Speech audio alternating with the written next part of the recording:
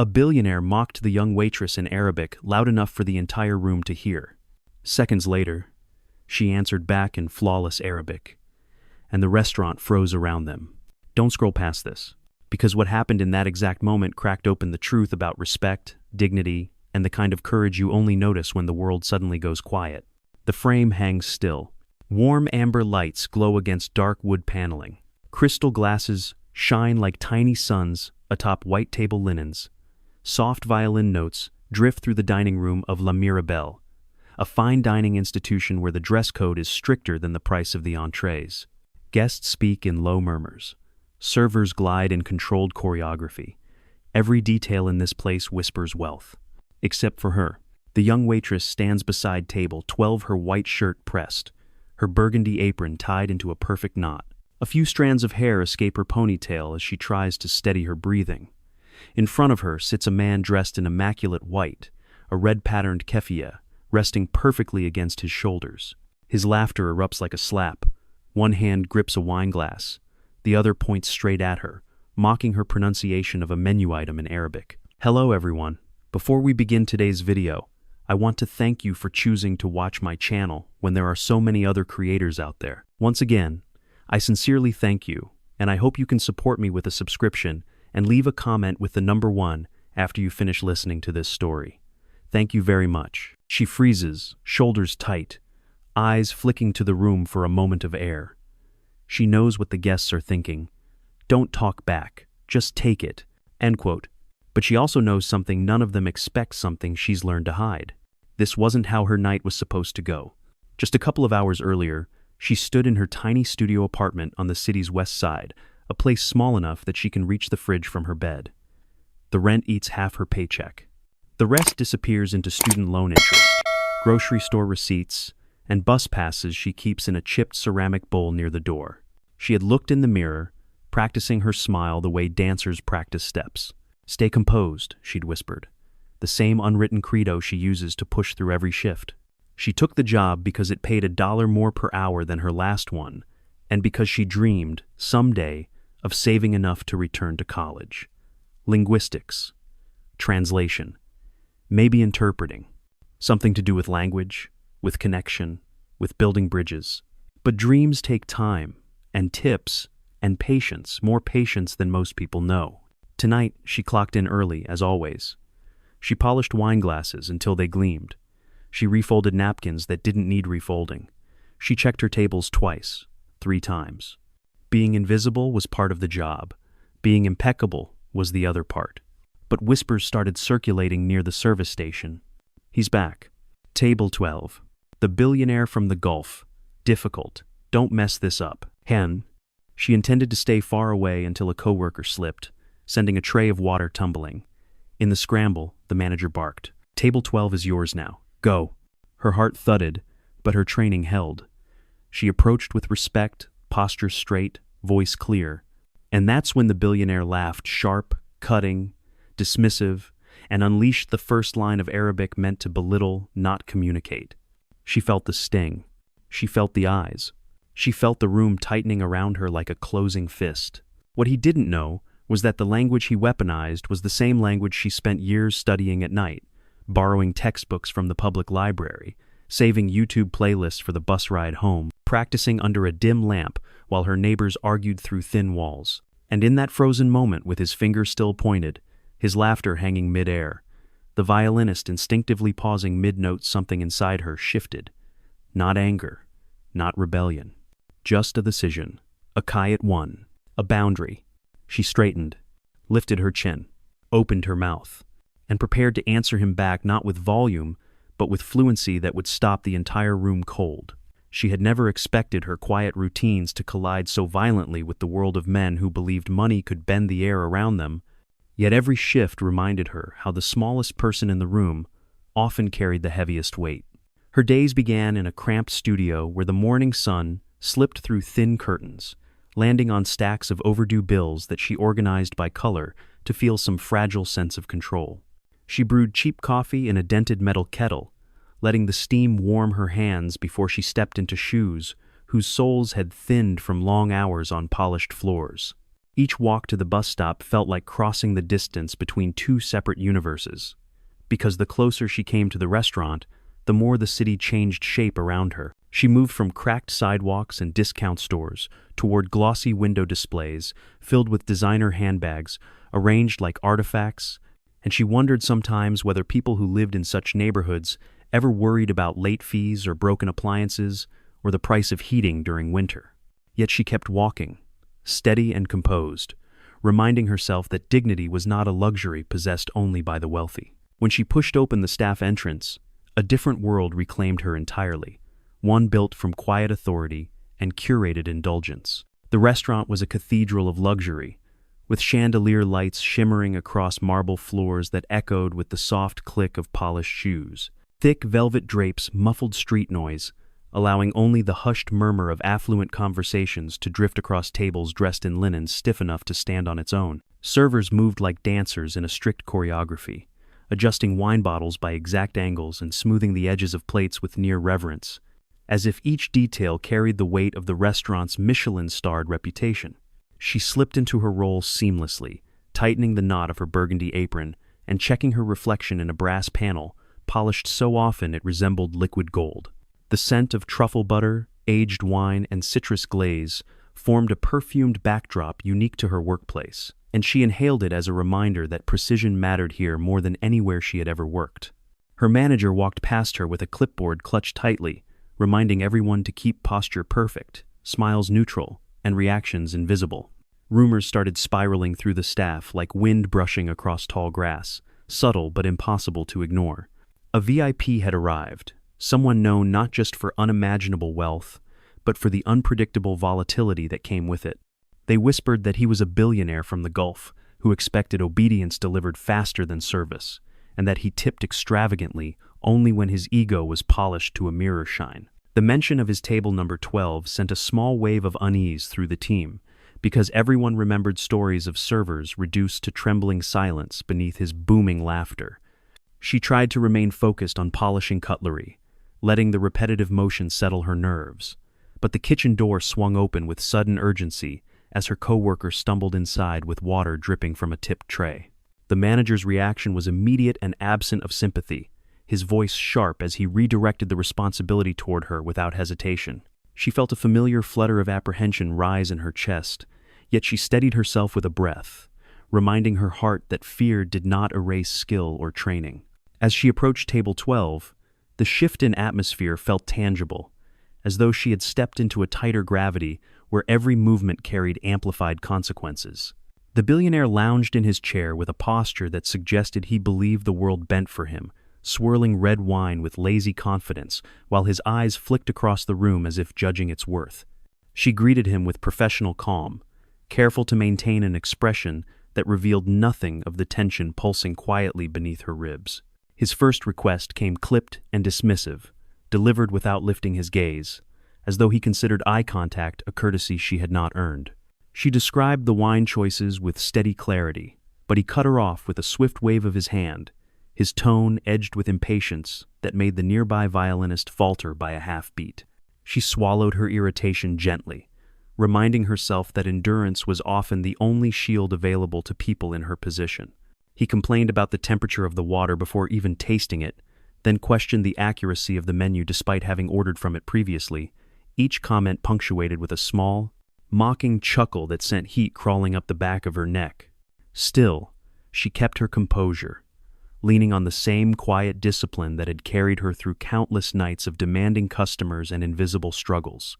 But the billionaire escalated with the practiced ease of someone who had discovered long ago that cruelty could entertain an audience. He leaned forward, pointed directly at her chest, and made a remark in Arabic that sounded deliberately cruel, his laughter rolling through the room with theatrical boldness. Several guests glanced over, their expressions shifting between discomfort and fascination, as if watching a spectacle they felt guilty for witnessing. Her breath caught in her throat, yet she anchored herself in place, drawing on the strength shaped by years of studying languages alone in the dim glow of her apartment. She felt a simmering pressure coil inside her, a boundary pressing outward, demanding space. And for the first time that evening, a new thought formed quietly, steady and undeniable. Perhaps she no longer needed to remain silent in a world that had grown far too comfortable with silencing her. The billionaire's laughter spread across the room like a ripple of heat, unsettling enough that several diners paused mid-conversation to glance toward table 12, sensing the shift in atmosphere without fully understanding the words being thrown in her direction. She stood motionless beside him, feeling the weight of his mockery press against her chest like a slow, grinding stone that dared her to break posture or confidence. His comments in Arabic grew sharper and more pointed, each phrase layered with an arrogance, suggesting she was incapable of understanding even the tone, let alone the meaning behind his words. She felt the familiar tightening in her ribs that often accompanied the early signs of humiliation, yet something deeper urged her to remain still, allowing every syllable to settle rather than scatter. Her training had always emphasized composure under pressure, but composure did not require silence, and the realization evolved slowly as she observed the widening smirk spreading across his face.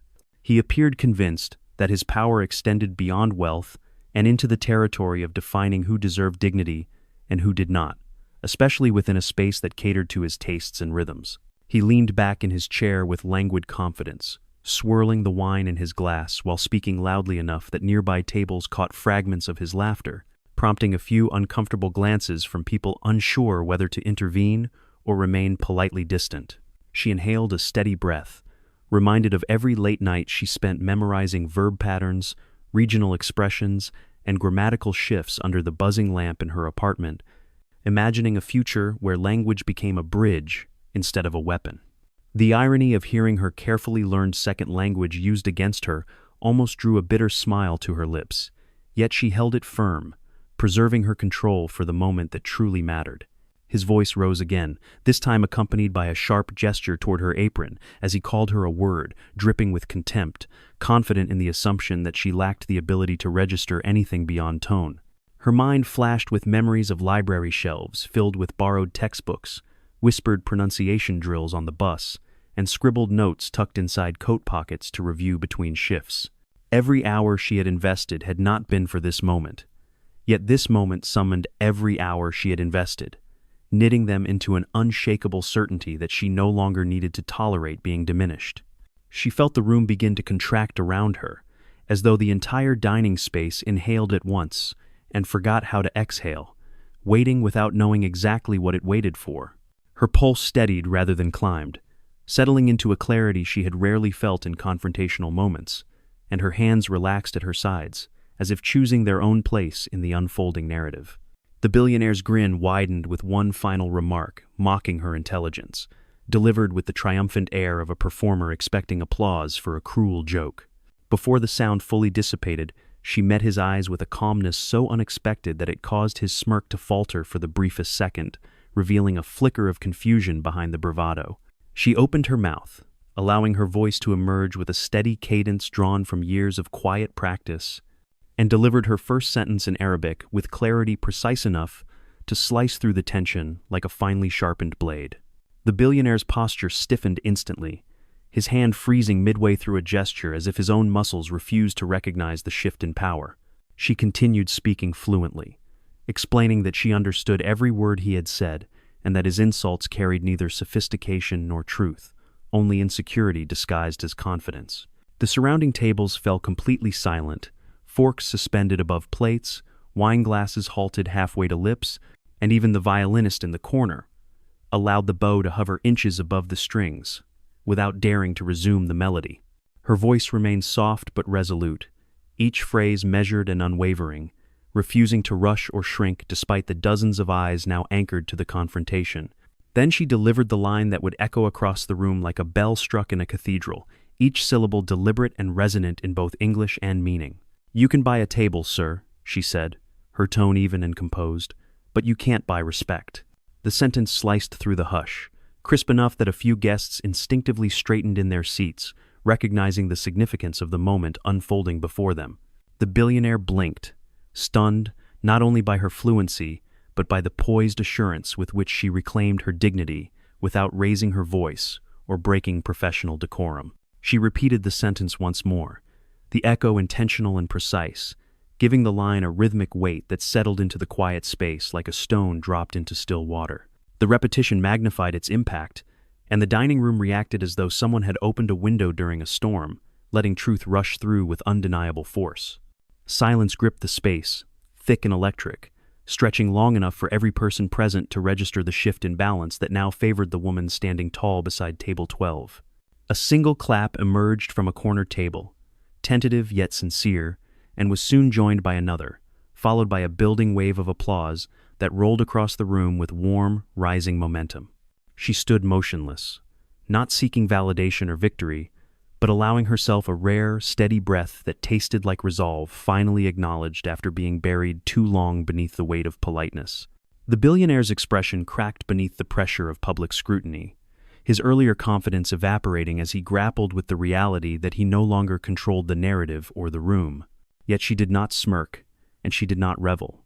Instead, she turned slightly, maintaining her poise with the same discipline she had carried through every hardship, her heart settling into a quiet assurance that boundaries, once spoken aloud, became immovable. The applause faded slowly, leaving behind a charged quiet that clung to the walls like lingering smoke after a struck match, and she immediately felt the weight of reality pulling her back from the brief surge of courage that had carried her through the confrontation. The billionaire's stunned expression shifted into something darker and more controlled, as if he were trying to remember the exact posture expected of someone who refused to accept humiliation, especially when delivered by a person he believed existed solely to serve him. She sensed the danger coiling inside his silence, and the flicker of fear rising in her chest reminded her that courage often demanded payment the moment after it was displayed. Her manager approached with hurried steps, his face stretched into a strained half-smile that tried to mask how desperately he wished the incident had occurred in any dining room other than his own. He motioned for her to follow him to the service corridor, lowering his voice in that managerial tone that always suggested disappointment, even when he didn't dare articulate it outright. She walked behind him, keeping her composure intact, while guests watched with concern, admiration, or a mixture of both, their gazes lingering long after she disappeared behind the swinging kitchen door. Inside the corridor, her manager's words spilled out in a jumble of frustration and forced calm, emphasizing the importance of professionalism, reputation, and damage control in a place that valued image above nearly everything else. She listened quietly, hands clasped in front of her, fighting back the tremor in her stomach at the possibility of disciplinary action that might unravel the fragile stability of her life. The thought of losing her job pressed against her like a cold hand around her throat, yet she refused to let panic rush her into apology for a boundary she knew she had every right to defend. A fellow server slipped into the corridor, gently interrupting the tense conversation by offering a glass of water and a look filled with quiet solidarity. He whispered that she had done nothing wrong, and that everyone in the dining room could see how the billionaire's behavior had crossed the line long before she responded. His presence steadied her, reminding her that courage was rarely a solitary act, even when it felt desperately lonely in the moment. She nodded in gratitude, the simple gesture grounding her more effectively than any managerial speech could. Her manager eventually ran out of points to repeat, though his eyes betrayed the fear of potential backlash from a wealthy patron whose influence extended far beyond the restaurant's reservation list. He told her to take a short break and cool off, a phrase that felt strangely misplaced, considering she had been the only person at the table who had remained consistently composed. Still, she accepted the brief reprieve and stepped out through the side exit into the narrow alley behind the restaurant, where the cool night air wrapped around her like a small mercy. The alley offered a rare moment of privacy, illuminated only by a flickering security light that painted thin shadows across the brick walls. She leaned back against the cool surface, allowing her shoulders to finally sag under the pressure she had held so tightly inside her chest. Tears gathered without falling, suspended at the edge of release, as she inhaled deeply and tried to reconcile the pride she felt with the fear it carried alongside it. For the first time since the confrontation ended, she allowed herself to simply breathe, feeling each exhale soften the knots that tension had tied inside her. Her phone buzzed in her apron pocket, startling her from the fragile calm she had managed to create, and she glanced down to see a message from a coworker inside the dining room. Attached was a short video clip, shaky but unmistakably capturing the moment she delivered her line in flawless Arabic, along with the stunned silence that followed before the room erupted in applause. Her pulse jumped, not out of excitement but from the sharp awareness that events like this rarely stayed confined to a single room, especially when recorded by guests seated only a few feet away. Another message arrived in quick succession, this time from a different colleague who wrote that the clip was already spreading in a group chat among regulars, many of whom were expressing shock and admiration at her composure. She scrolled through a few comments, each one amplifying the sense that something larger than her own private struggle was beginning to unfold, though she tried not to let the growing momentum heighten her anxiety. It was impossible to say whether the attention would bring support or scrutiny, because the internet often blurred the line between the two until they became indistinguishable. She slid her phone back into her pocket, returning her focus to the quiet alley, where steam drifted gently from a distant vent and the faraway hum of traffic blended with muted kitchen sounds behind the door. A deep breath steadied her once more, filling her with the fragile but resolute conviction that, regardless of where the situation led, she had chosen truth over fear in a world that often rewarded the opposite. The night air cooled her flushed skin, and each slow inhale reminded her that respect was not a privilege reserved for the powerful but a right claimed by anyone willing to speak when silence served only the unjust. When she finally re-entered the building, she carried herself with the quiet strength of someone who knew her actions could not be undone yet, refused to regret them, even as uncertainty hovered over the rest of her shift, like a dim shadow extending from the aftermath of a storm. She stepped back into the rhythm of the restaurant, aware that whispers followed her, but no longer feeling diminished by their presence, because the lines she had spoken still echoed within her like a steady heartbeat. And somewhere beyond the restaurant walls, in group chats and small online circles, her voice had already begun slipping into the digital tide that would soon swell far beyond her imagination. When she returned to the dining room, the atmosphere had shifted into a strange mix of quiet fascination and restrained curiosity, as if every guest sensed they had witnessed the beginning of something larger than a simple disagreement between a server and an entitled customer. She moved through the room with careful composure, unaware that several diners were already reviewing the videos they had recorded, trimming them into shareable clips and forwarding them to friends who loved stories where power finally met its match. Her own heartbeat remained steady, but the digital heartbeat of the city had begun to accelerate in ways she could neither see nor predict. Within minutes, the first clip slipped onto a popular social platform, accompanied by a caption from a diner who described the moment as the most dignified act of courage I've ever seen in a restaurant. Comments appeared beneath it at a pace too quick to follow, with users debating the billionaire's conduct while replaying her calm delivery in flawless Arabic. Someone slowed the footage and pointed out the exact instant his smile disappeared, noting how poetic it felt when arrogance collapsed beneath truth spoken with quiet precision. Another viewer stitched the clip into a reaction video, their eyes widening as they watched the confrontation unfold. The hashtag number CantBuyRespect surfaced by accident when a user attempted to summarize the hero line she had delivered, and within an hour it had attached itself to every repost of the clip, spreading across feeds like a thread tying together conversations about dignity, class, and the hidden strength of workers in service jobs. People from different cities added their own stories of mistreatment, turning the hashtag into a collective space where countless voices finally felt seen. A language professor even commented that her pronunciation revealed years of serious study, sparking admiration from those who understood how difficult it was to master Arabic without formal instruction. Inside the restaurant, the staff knew something unusual was happening when the hostess returned from seating a party and whispered that two guests had recognized the waitress from the video circulating online.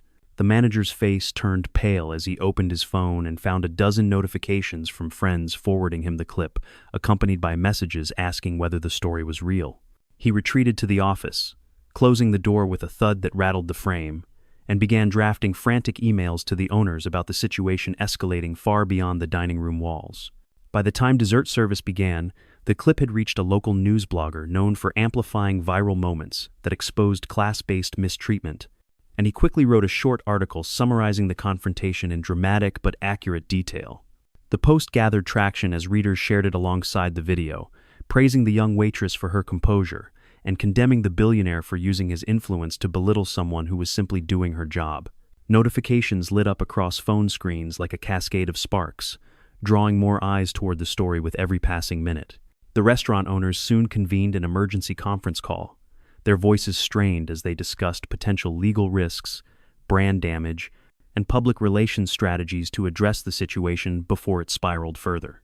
They knew too well that silence could be interpreted as complicity, especially when the internet swelled around a story involving power imbalance and a clear act of disrespect. After lengthy deliberation, they drafted a statement affirming their commitment to protecting staff and upholding workplace dignity, carefully avoiding direct accusations while implicitly supporting the waitress's right to defend herself verbally. While the statement circulated internally for approval, the clip vaulted across platforms at a rate that transformed minutes into a blur of momentum. A well-known social justice advocate reposted it to her million followers, noting how rare it was to see a service worker confront entitlement without losing composure or professionalism. Her endorsement triggered a second wave of virality, spreading the clip into communities that often rallied behind stories where ordinary people resisted those who misuse power. At a nearby newsroom, an editor flagged the clip during an evening review meeting, suggesting it might fit into a broader segment covering workplace dignity and the silent expectations placed on service workers nationwide. Producers pulled background information on the restaurant, the neighborhood, and the broader conversation around labor rights, recognizing that the moment represented more than a fleeting viral spark. They began outlining potential interview angles that could highlight the experience of workers who remained unseen until someone crossed an unforgivable line. Back inside the restaurant, whispers followed the waitress as she delivered checks and cleared plates, though the tone had shifted from curiosity to cautious admiration. Some guests thanked her quietly, offering understated nods of respect that carried more sincerity than the flashy tips she sometimes received from customers who saw her as decoration rather than a human being. She absorbed the gestures with a humility shaped by years of feeling invisible, uncertain whether the attention would become fleeting praise or a storm she would need to weather. Her phone buzzed again when she stepped into the back hallway to refill pitchers, revealing dozens of unread messages from acquaintances who had stumbled across the clip and recognized her instantly.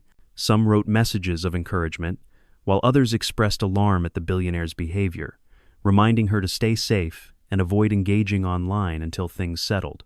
She scrolled through the notifications with a mixture of disbelief and caution, understanding instinctively that viral visibility came with unpredictable consequences, both empowering and unsettling. Meanwhile, a second video angle surfaced from a different diner, capturing her expression just before she delivered the line, and viewers commented on the composure etched across her face despite the humiliation thrown her way.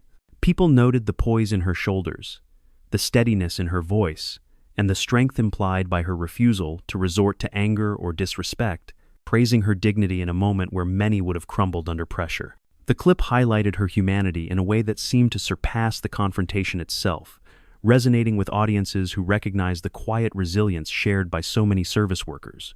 As the night progressed, the restaurant owners released their public statement online, echoing across platforms within minutes, and prompting a wave of supportive comments from those who believed employers should stand firmly behind workers facing abuse. The post helped stabilize the narrative, positioning the restaurant as a workplace that valued dignity, though some readers demanded stronger accountability from management. Regardless of the mixed reactions, the statement poured fresh oxygen into the story, pushing it further into the spotlight where national conversations sometimes unexpectedly began. By the time she finished her shift, the city outside vibrated with a subtle awareness that something important had taken shape within the walls of a restaurant many people had passed 1,000 times without noticing. The video continued traveling from phone to phone, reshaping itself through captions, commentary, and stitched reactions, all orbiting around one simple truth she had spoken with unwavering calm. And above the noise of the digital world, the words repeated across screens like a chant carried by thousands of voices. You can buy many things, but you can't buy respect.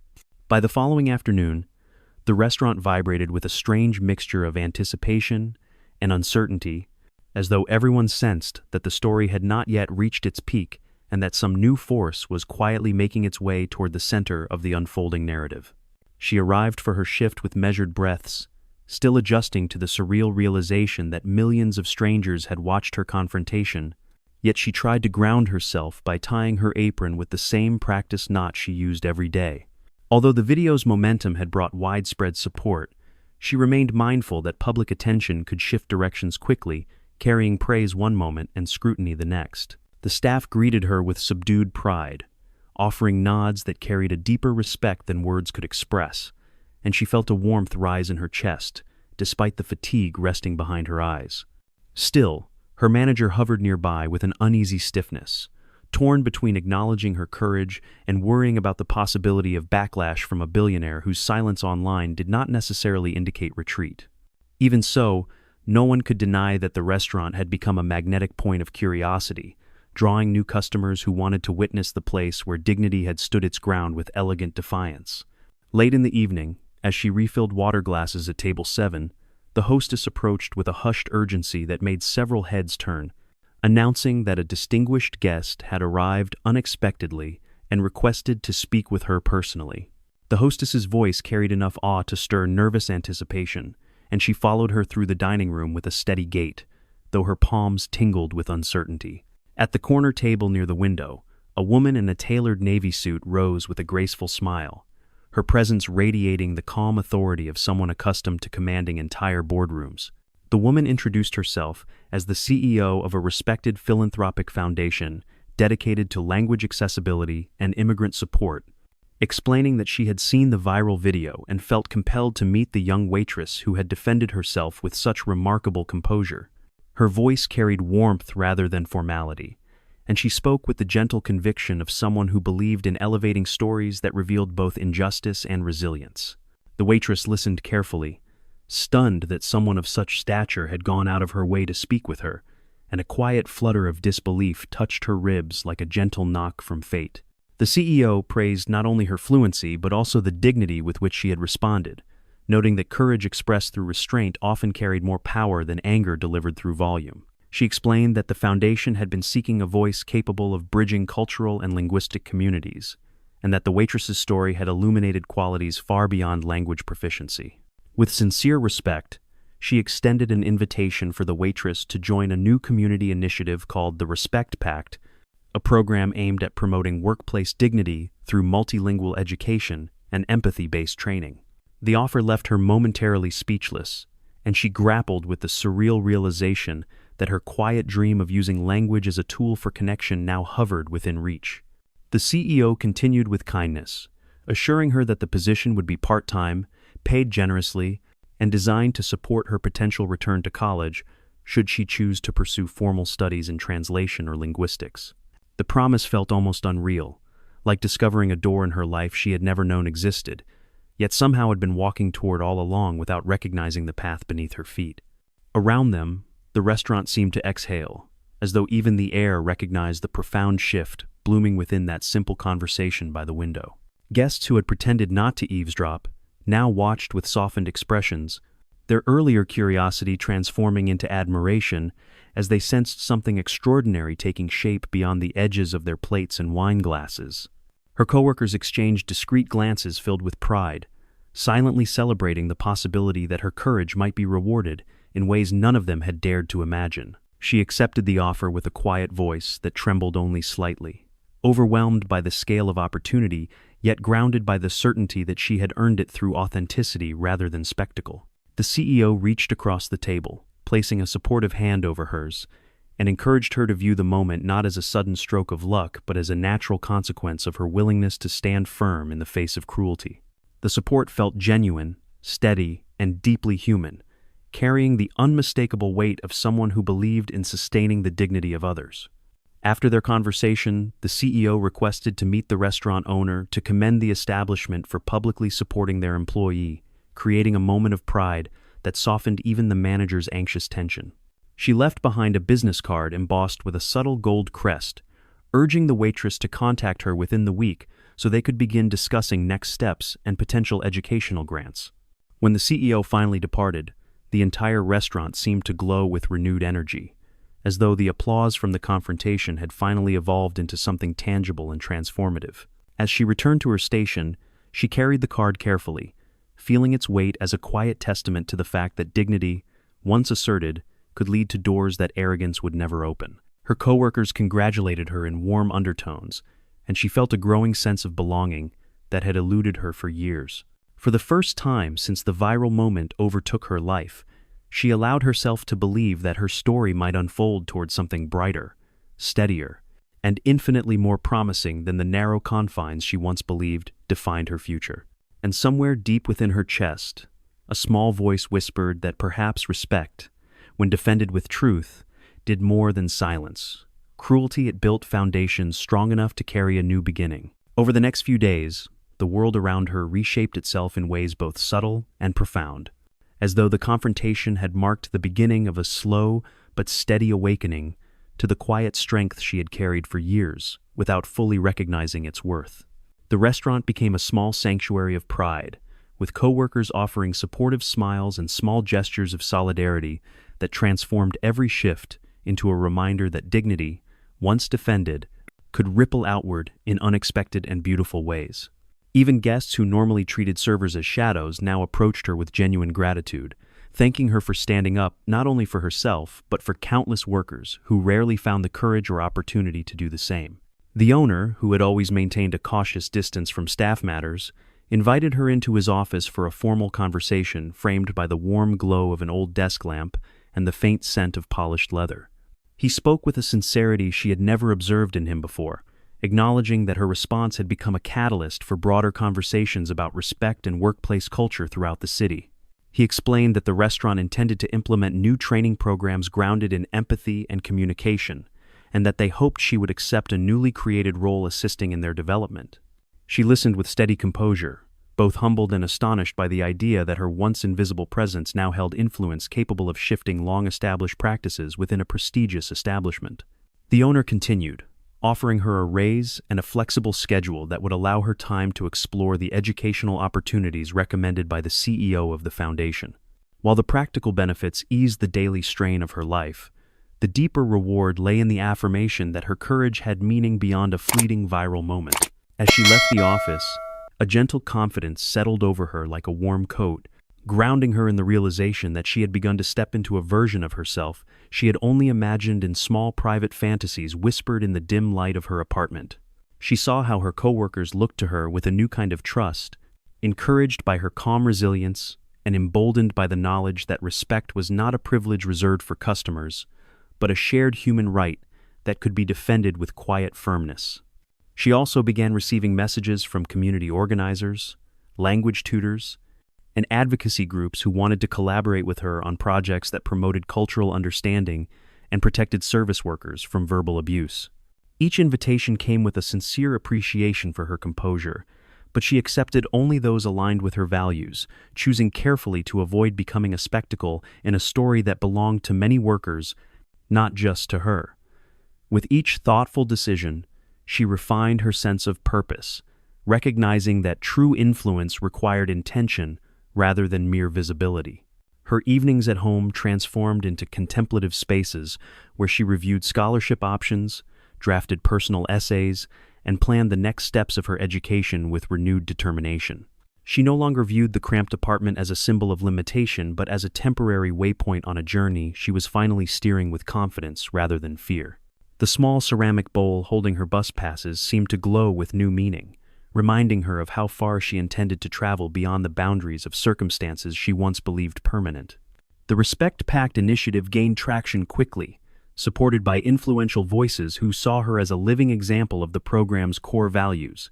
She participated in early meetings with a cautious grace, offering insights drawn from her lived experiences while learning from mentors who welcomed her perspective with genuine openness. Each conversation reinforced her belief that language could serve as both protection and connection, cutting through the noise of prejudice to reach the humanity often buried beneath misunderstanding. Meanwhile, the billionaire remained absent from public commentary, his silence interpreted by many as quiet acknowledgement of his wrongdoing, though she did not dwell on him or hold resentment in her heart. She had long understood that people shaped by entitlement rarely changed without confronting their own reflections, and she had no desire to occupy space in his narrative beyond the moment she reclaimed her voice. Instead, she focused on the expanding horizons before her, refusing to let bitterness anchor her to a past built on someone else's cruelty. Her transformation did not happen in a single sweeping moment, but unfolded gradually, like dawn stretching across a landscape previously held in darkness, revealing contours and possibilities that had always existed beneath the surface. She discovered her own capacity for leadership in small ways, guiding new hires with compassion, helping managers refine conflict resolution policies, and offering language support to coworkers who struggled with English. Each act reinforced her belief that dignity grew stronger when shared generously rather than guarded defensively. The viral video continued circulating, though its energy had softened into a steady hum rather than the overwhelming roar it produced in those first days, allowing her life to stabilize into a rhythm that balanced attention with privacy. She no longer felt overshadowed by the moment, but instead empowered by what it had illuminated within her, a quiet certainty that she possessed not only the ability to endure hardship, but also the courage to transform it into purpose. And as the foundation prepared to finalize her involvement in their initiative, she sensed the beginning of a new chapter forming around her like gentle scaffolding, built upon choices rooted in integrity. By the end of the week, she could feel the contours of her identity reshaping themselves, expanding beyond the narrow confines of service work into a broader landscape filled with potential and meaning. She realized that the path unfolding before her was not a reward for suffering, but a recognition of her strength, resilience, and commitment to truth. And as she walked home under the glow of the city lights, she felt a profound gratitude settle deep within her chest, knowing that even in a world shaped by inequality, a single moment of courage could carry someone much farther than fear ever could. The night she finally allowed herself to slow down arrived quietly, carrying none of the noise or urgency that had defined the days following the confrontation, and she felt an unusual stillness settling around her as she stepped off the bus near her apartment. The city hummed with its usual evening rhythm, yet something about the air felt softer, as if even the streetlights acknowledged the transformation she had undergone during the past week.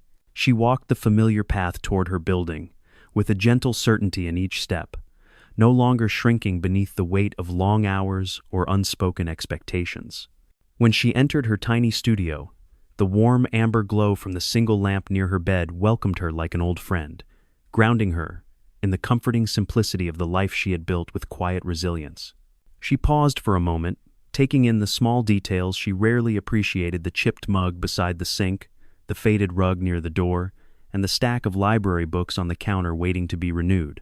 Everything appeared unchanged, yet she felt profoundly different, as if her reflection now carried a depth that had been invisible to her until others helped her recognize it.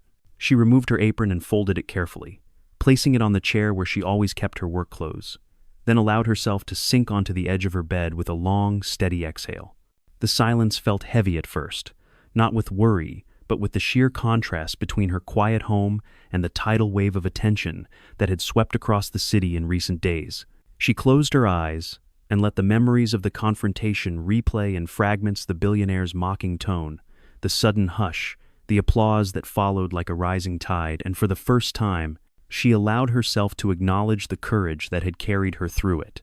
Her phone buzzed gently beside her, pulling her back into the present, and she reached for it with a mixture of hesitation and curiosity, wondering whether another message from supporters or journalists awaited her. Instead, she found a single unread email bearing the foundation's crest, its subject line containing only two simple words: "Next Steps." She opened it slowly, her breath catching slightly as she read the invitation to meet with the program director to finalize her role in the Respect Pact and discuss potential educational pathways supported by a scholarship fund.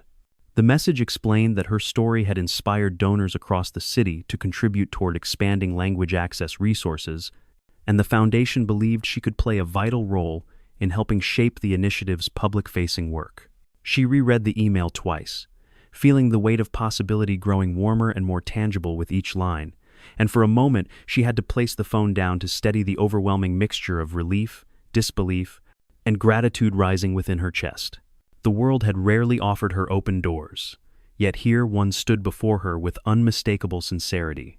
A soft breeze drifted through the cracked window, carrying the faint scent of the bakery downstairs, and reminding her how the smallest details of life could anchor a person even as everything else shifted around them. She stood and moved toward the window, resting her hands on the cool metal frame while gazing down at the quiet street below, illuminated by street lamps that pooled light across the sidewalk like small islands of safety. For the first time in years, she felt a path unfolding with clarity rather than uncertainty, shaped not by fear but by the values she had defended at a moment when it mattered most. As she watched a couple stroll past the building, she whispered the words that had become a quiet mantra in the days following the confrontation, allowing them to resonate softly in the stillness of her room. "You can't buy respect." The phrase no longer felt like a retort flung across a trembling boundary, but a truth she carried with calm conviction, capable of guiding her through the challenges and opportunities awaiting her beyond the walls of her apartment. She repeated it again, not for the billionaire or the audience who had watched the video, but for herself, building an inner foundation strong enough to hold the weight of her growing aspirations. Her reflection in the window, faint, dimly outlined by the streetlight below, seemed steadier than the young woman who once doubted her ability to shape her own future, and she felt an unexpected swell of pride rising inside her. She returned to her bed and opened a notebook she kept tucked beneath her pillow, flipping to a blank page where she began outlining ideas for the Respect Pact initiative based on her experiences as a server. The words flowed with surprising ease, carrying insights she had gathered over years of navigating the delicate balance between professionalism and self-preservation in an industry that demanded both. After finishing several pages of notes, she closed the notebook gently and set it beside her, then lay back on the bed with her hands folded over her chest, as if holding the moment still. She thought about her coworkers, the CEO who believed in her, the guests who had applauded her bravery, and the countless strangers online who had transformed her experience into a collective affirmation of dignity. She understood that her journey forward would require patience, humility, and continuous learning.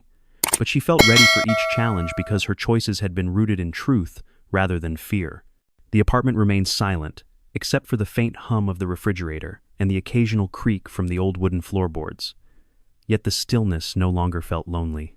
Instead, it felt like the gentle pause before a new beginning, a calm inhale at the threshold of a future she had once thought unreachable. She allowed her eyes to close slowly, letting the weight of exhaustion settle across her body while the lingering warmth of hope pressed softly against her ribs. Just before sleep washed over her, she whispered a final thought into the darkness, a quiet acknowledgement of everything she had endured and everything she was becoming. "Respect," she murmured, "isn't given by the powerful. It's earned by standing in your truth." And with that, she drifted into rest, unaware that the morning ahead would bring opportunities shaped entirely by the courage she had found on an ordinary night in a restaurant where a single sentence changed everything.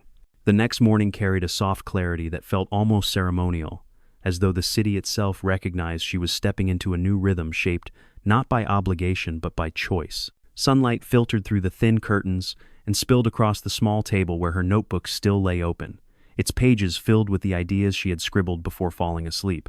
She rose slowly, savoring the quiet moment before the momentum of the day could sweep her into its unfolding possibilities, and she allowed herself a long, thoughtful breath that seemed to settle the last fragments of lingering uncertainty. After getting ready with an unusual sense of calm, she brewed a fresh cup of coffee and stood near the window, watching the early pedestrians move with the purposeful energy of people beginning their morning routines. Something about their pace felt different to her now, as if she could see more clearly the quiet burdens everyone carried, and how easily dignity could be bruised by even the smallest act of disregard. She realized that her experience at the restaurant had heightened her empathy, transforming her not only into someone who defended respect, but someone who understood its fragile necessity in daily life. When she stepped outside, the city greeted her with a gentle breeze that ruffled the hem of her jacket, and she walked toward the nearest bus stop with a steadiness born from a restored sense of agency. People moved around her in intersecting currents, students clutching backpacks, construction workers gathering near the corner, cafe employees unlocking doors, yet she felt connected to all of them in a way she hadn't before. Her moment of courage had not elevated her above them, but rather anchored her more deeply to their collective experiences, reminding her that most acts of quiet bravery happened without cameras or applause. On the bus, she settled into a window seat and opened her notebook again, reviewing the outline for the Respect Pact meeting scheduled later in the week. She refined a few points, thinking carefully about how language training could empower workers who often felt intimidated by customers or uncertain of their own voices.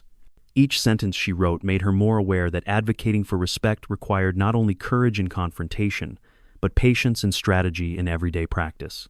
She felt herself evolving into someone who no longer viewed her job as a temporary stop, but as a bridge toward a life built around impact and connection. As the bus neared the restaurant, she noticed a small group of regular customers gathered near the entrance, speaking softly while holding cups of coffee and glancing occasionally at the door as though waiting for her arrival. When she approached, one of them stepped forward, a middle-aged woman who had watched the viral clip several times and recognized the power of the message it carried. She handed the waitress a handwritten note expressing admiration for her grace under pressure, explaining that the moment had resonated deeply with people who felt invisible in their own workplaces. The note's simplicity touched her more deeply than she expected, and she thanked the woman with genuine warmth before stepping inside the restaurant to begin her shift. The interior greeted her with its usual soft lighting and polished surfaces, but the staff moved with an air of renewed purpose, buoyed by the knowledge that their workplace had been thrust into a conversation larger than any of them had imagined. She sensed an undercurrent of pride weaving through their interactions, as though her courage had unlocked a collective strength that had always been present but rarely acknowledged. Her manager approached, carrying a tone far gentler than the one he used during previous weeks, and informed her that the owners had approved the implementation of employee-centric training programs based on her recommendations. He admitted, with a humility she had not expected, that the confrontation had forced him to reevaluate how staff were treated, not only by customers, but by management itself. She accepted his words with quiet appreciation, recognizing that change, however incremental, often began with uncomfortable reflection rather than grand declarations. Throughout the day, coworkers approached her seeking advice on how to navigate challenging interactions, and she found herself offering guidance with an unexpected confidence that made her realize how naturally the role suited her. She had always believed language could bridge divides, yet she now understood that dignity served as an even stronger connector, capable of reshaping environments and empowering individuals long accustomed to silence. Each conversation reinforced her growing sense of purpose, allowing her to view her role not merely as a server but as a mediator of understanding in spaces often dominated by imbalance.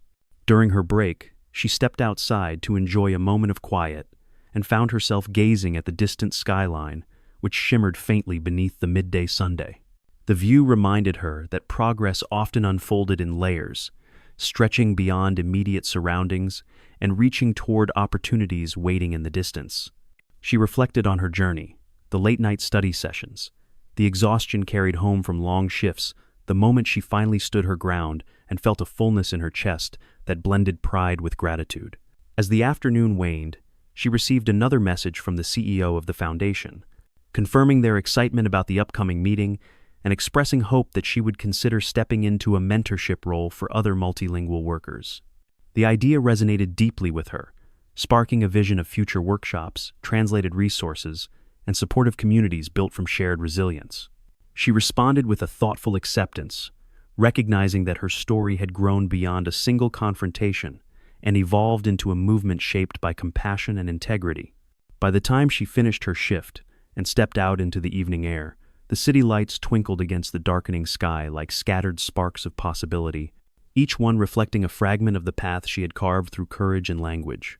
She walked home with a calm assurance that her life had entered a chapter defined not by survival but by deliberate, purposeful growth. Every step echoed the truth she had spoken that night, soft yet unshakable, steady yet powerful. And as she neared her building, she repeated the words quietly beneath her breath, not as a reminder, but as a promise carried into the future. Respect isn't something money commands, it's something humanity earns. Over the following week, the city seemed to pulse with a renewed awareness of how small acts of dignity could reshape public spaces, and her story continued moving through conversations like a steady current that refused to fade. Community centers began hosting open discussions about workplace respect, using the viral clip as a starting point for broader conversations about humanity, humility, and everyday courage.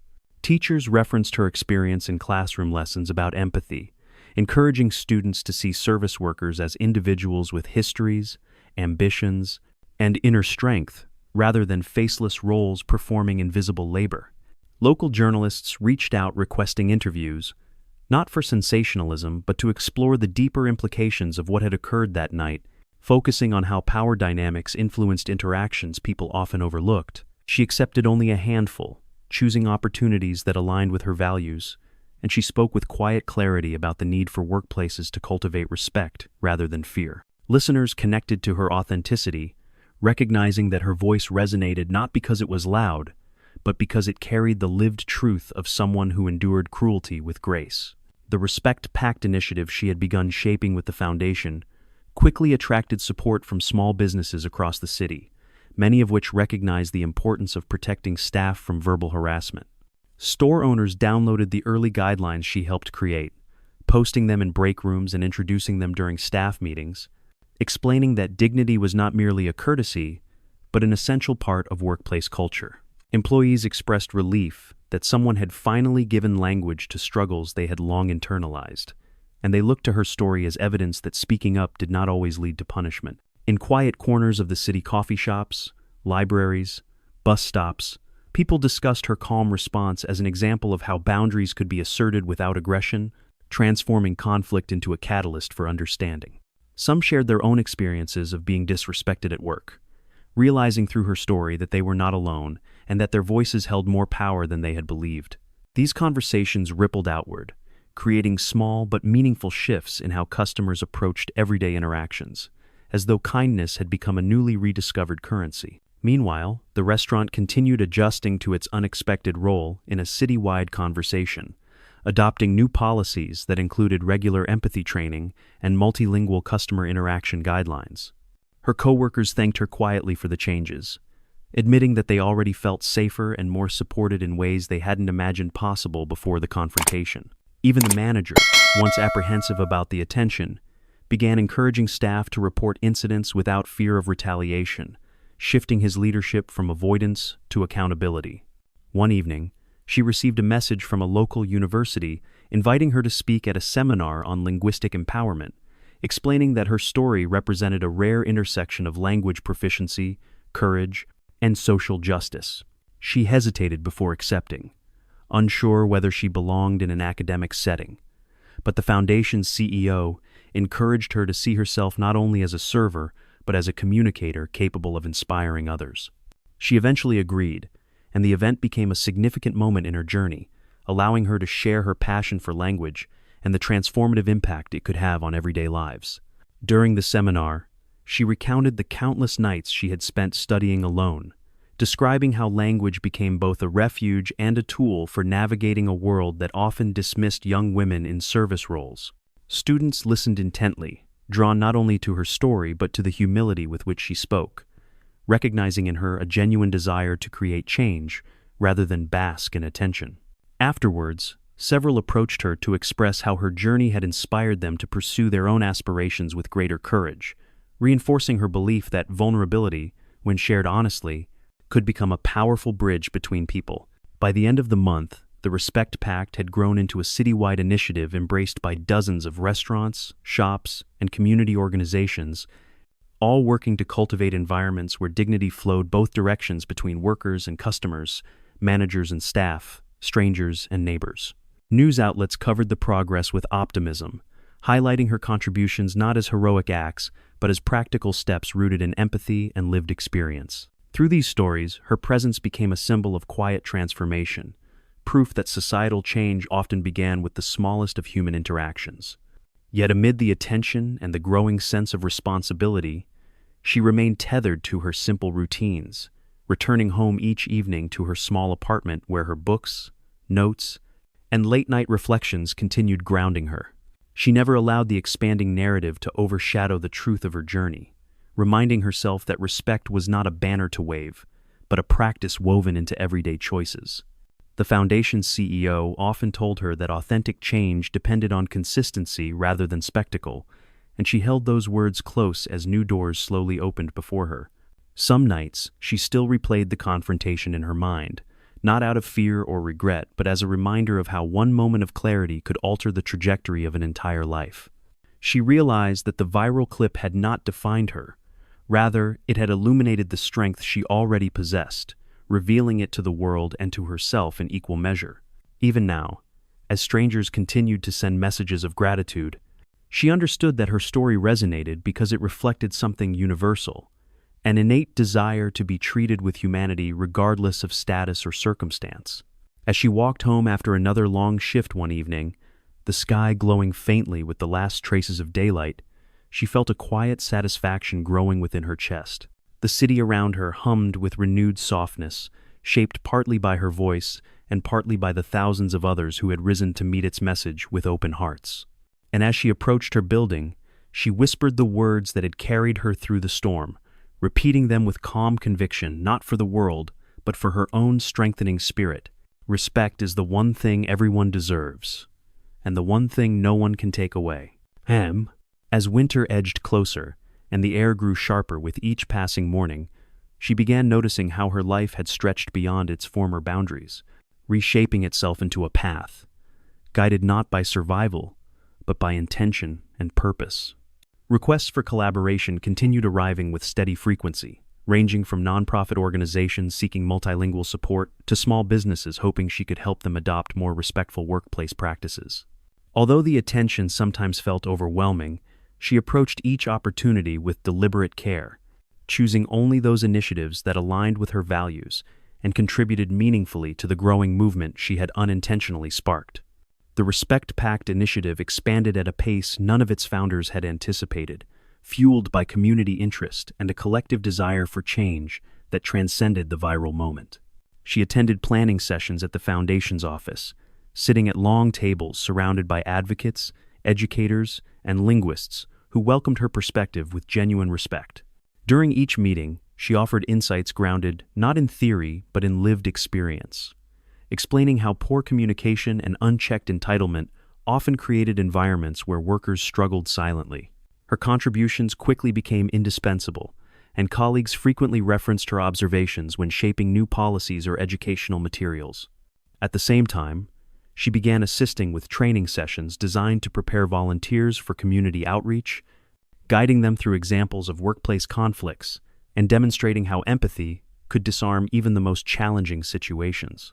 Participants listened attentively as she described the importance of grounding responses in calm clarity rather than reactive emotion, emphasizing that respect was not about deference, but about recognizing shared humanity.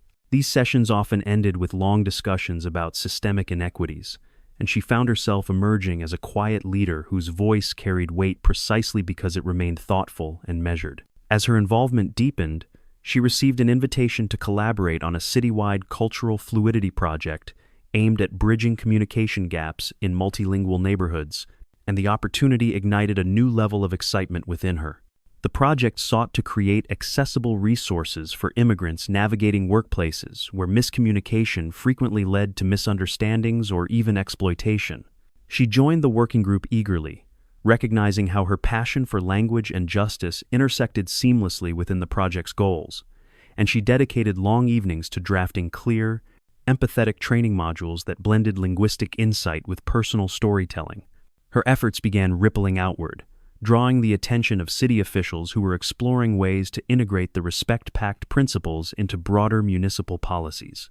She attended a roundtable meeting at City Hall, where leaders discussed the importance of fostering respect across all public-facing jobs, and she listened with quiet astonishment as several speakers cited her viral moment as the catalyst for their conversations. Sitting in a high-ceilinged room carved from marble and history, she felt the magnitude of how a single act of courage could reach far beyond its origin, shaping dialogues she had once felt too small to influence. Despite the growing recognition, she remained grounded by her routine at the restaurant, finding comfort in the familiar rhythm of pouring water, setting tables, and offering warm greetings to guests. The work reminded her of where her journey began and prevented her from drifting too far from the communities whose stories mirrored her own.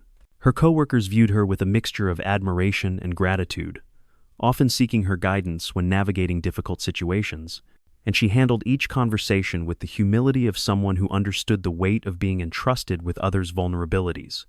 One evening, after finishing a late shift, she sat on a bench outside the restaurant beside a coworker who had recently joined the staff and struggled with confidence due to limited English skills. They spoke gently under the dim glow of a street lamp, and she encouraged the young woman to see her multilingual background as a strength rather than an obstacle, explaining how language could become a powerful tool once embraced with patience and practice. The coworker listened with visible relief, her shoulders softening as she realized she had an ally who understood the complexities of navigating unfamiliar spaces. Moments like these reminded the waitress that leadership did not require titles or recognition but consisted of small acts of consistency, empathy, and presence. Even as her world expanded into new spheres of influence, she remained committed to uplifting individuals who might otherwise be overlooked, ensuring that her journey did not drift into abstraction, but stayed rooted in real human connection. Each day reinforced her belief that respect grew strongest through repetition, through thousands of small gestures rather than grand performances. As the month drew to a close, the foundation informed her that they were considering appointing her as a community liaison for the Respect Pact, a role that would allow her to balance work, study, and outreach with steady support. She received the news with quiet wonder, recognizing how far she had traveled from the young woman who once folded napkins in silence and hoped simply to avoid trouble during her shifts. Now she stood at the intersection of past and future, poised to step into responsibilities shaped not by fear but by conviction. Walking home under the pale glow of streetlights, she reflected on how her world had expanded in directions she never dared imagine, and she realized that her transformation was not merely personal, but part of a larger shift sweeping through the city. The air felt crisp with possibility, and each footstep echoed her growing belief that respect, once spoken into existence, could influence not only individuals, but entire communities hungry for change. The night wrapped gently around her as she neared her building, and she whispered into the quiet street more affirmation than reminder that courage rooted in truth had the power to turn even the smallest voice into a force strong enough to move hearts, policies, and futures. The evening she received the official letter confirming her new role arrived with a gentle calmness, as though the city itself wished to soften the moment so she could absorb it without the noise of celebration. She sat at her small kitchen table, the envelope resting beneath her fingertips like a quiet promise, and allowed herself a long breath before unfolding the pages that would formally bridge her past with the future she had worked so quietly toward. The words were simple and direct, outlining responsibilities rooted in empathy, communication, and community outreach, yet she felt each sentence resonate with the full weight of the journey that had carried her here. After reading the letter twice, she placed it gently beside her notebook and moved toward the window, where the night sky hung low and soft above the street, dotted with the warm glow of distant apartment lights. She watched a couple walking their dog beneath the lamppost, their footsteps steady against the pavement, and she felt a profound sense of connection to the small, ordinary rhythms that continued unfolding around her. For the first time, she understood that extraordinary change did not require extraordinary circumstances, but simply the decision to uphold dignity in moments where it seemed most fragile. She made herself a cup of tea and carried it to the edge of her bed, sitting with her back against the wall as the steam curled upward in delicate ribbons. The warmth seeped into her palms, grounding her in the present, while her mind traced the winding path from that night at the restaurant to the opportunities now opening before her. She remembered the trembling heat of humiliation, the steady rise of resolve, the hush that followed her words, and the chorus of applause that transformed the room into a space where truth briefly outweighed power. Those memories no longer felt sharp or heavy. Instead, they felt like stepping stones that had shaped her into someone capable of recognizing her own worth. Her phone buzzed softly beside her, delivering a short message from the foundation's CEO, who congratulated her once more and reminded her that the work ahead would require patience, compassion, and the strength to listen even when her voice grew tired. She smiled at the reminder, appreciating how leadership grounded in kindness felt far different from authority built on fear or dominance. She typed a brief response, promising to give her best while protecting the balance she had fought hard to reclaim in her life. As the night deepened, she leaned back and closed her eyes, letting the stillness wrap around her like a gentle blanket. She felt no urgency to rush into the next chapter, because she finally understood that growth was not measured by speed, but by intention, and she intended to walk forward with both humility and strength. The world outside her window remained unchanged, cars passing, distant conversations drifting upward, lights flickering on and off, but her relationship to it felt immeasurably different now. Before turning in for the night, she whispered the words that had carried her through countless moments of uncertainty, letting them settle into the quiet room with the steady assurance of truth. Respect isn't something you demand, it's something you live. The sentence felt less like a moral and more like a compass, guiding her gently toward the work that awaited her with open hands. She switched off the lamp, letting the room dim into a soft haze, and lay down beneath the quilt she had owned since her first year living alone. For a moment, she simply listened to the hum of the refrigerator, the distant echo of a passing train, and the quiet beating of her own heart, steady and certain in a way it had never been before. And as she drifted into sleep, she carried with her the quiet understanding that her story was no longer defined by the moment she spoke up, but by the countless moments ahead where she would continue choosing dignity, compassion, and humanity again and again, in ways both small and profound.